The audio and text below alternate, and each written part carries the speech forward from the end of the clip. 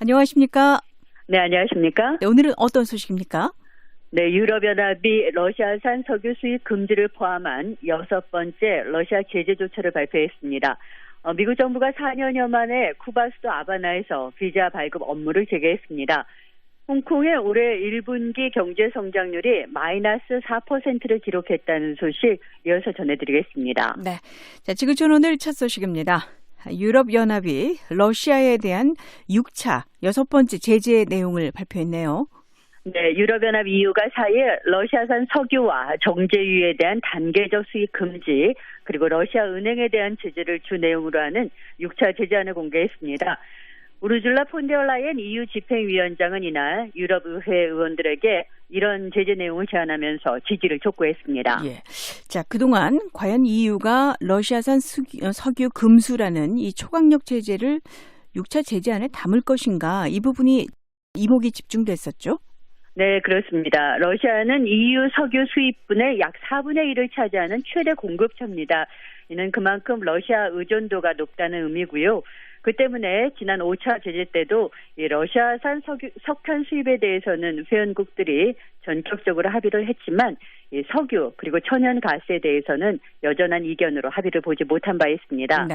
자, 앞서 러시아산 석유를 단계적으로 중단할 방침이다라고 했는데, 그러면 그 구체적인 종료 시점도 내놨습니까? 네, EU는 이번 6차 제재안에 이 러시아산 석유에 대해서는 앞으로 6개월 안에, 그리고 정제유에 대해서는 올해 안에 수입을 중단할 걸 제안했습니다. 다만 러시아 석유 의존도가 매우 높은 헝가리 그리고 슬로바키아에 대해서는 이를 몇 개월 더 연장하는 안이 포함된 걸로 알려졌습니다. 폰데어라이엔 위원장은 이날 6차 제재 내용을 설명하면서 일부 국가들은 문제가 될 거라고 인정했는데요. 하지만 우리는 이 일을 그냥 반드시 해야만 한다고 강조했습니다. 네. 폰데어라이엔 위원장의 발언을 조금 더 들어보죠. 네, 폰데어라이엔 위원장은 블라디미르 푸틴 러시아 대통령이 우크라이나를 지도상에서 없애길 원했다면서, 하지만 결코 성공하지 못할 거라고 강조했습니다. 그리고 오히려 그 반대로 지금 우크라이나는 용맹과 단결로 일어서고 있고 푸틴과 그의 조국 러시아가 지금 침몰하고 있다고 말했습니다. 네, 지금 EU가 한 달도 채 안 돼서 러시아에 대한 추가 제재에 나선 거죠? 네, 그렇습니다. 폰데어라이엔 위원장은 그에 대해서 이는 크렘린의 모든 가해자에게 또 다른 중요한 신호를 보내는 거라고 말했습니다. 또 푸틴 대통령은 이 잔인한 공격에 대해서 반드시 비싼 대가를 치러야 한다면서, 우리는 당신이 누군지 알고 있고 우리는 당신에게 책임을 물을 것이며 당신은 여기서 벗어날 수 없을 거라고 경고했습니다. 네. 자, 6차 제재안에 러시아 은행에 대한 추가 제재도 포함이 됐네요. 네, 러시아 최대 은행인 스베르방크를 국제 결제망인 스위프트에서 배제하는 방안도 이 제재안에 들어가 있습니다. 그런가 하면 우크라이나 부차 마을에서 전쟁 범죄를 저지른 러시아군 고위 장교들, 그리고 마리우폴 포위 공격에 책임 있는 인물들도 제재 명단에 들어가 있습니다. 네. 참, 마리우폴의 그 민간인 대피 작업은 어떻게 됐습니까? 네, 앞서서 마리우폴 아조스탈 제철소에서 나온 민간인들은 3일 최종 목적지인 자포리자에 안전하게 도착했습니다. 볼로디미르 젤렌스키 우크라이나 대통령은 이날 밤 화상 연설에서 아조스탈과 인근 지역에서 출발한 156명이 자포리자에 도착했다고 밝혔는데요. 그러면서 이들의 대피를 도와준 모든 사람에게 감사를 표했습니다. 네, 젤렌스키 대통령이 또 어떤 이야기 했습니까?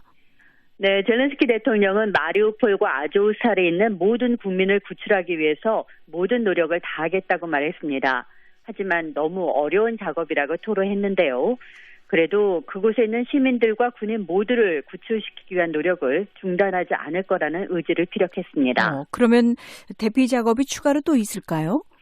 네, 4일 마리우폴에서 피난민을 태운 버스가 추가로 출발하는 걸로 확인됐습니다. 파블로 키릴렌코 도네츠크 주지사는 유엔과 국제적십자위원회의 도움으로 이날 버스 행렬이 자포리자 쪽으로 출발했다고 전했습니다. 네, 그 사람들이 아조스탈에 갇혀 있던 사람들인가요? 키릴렌코 주지사는 이진 버스에 아조스탈에서 빠져나온 사람들이 더 탔는지, 또 모두 몇 대의 버스가 동원됐는지 등 이 자세한 내용은 말하지 않았습니다. 네. 자, 이런 가운데 조 바이든 미국 대통령은 미국 의회에 조속하게 빨리 결정해달라고 촉구를 했군요. 네, 바이든 대통령이 3일 미국 의회에 우크라이나 지원을 위한 330억 달러 규모의 예산안을 신속하게 승인해달라고 촉구했습니다.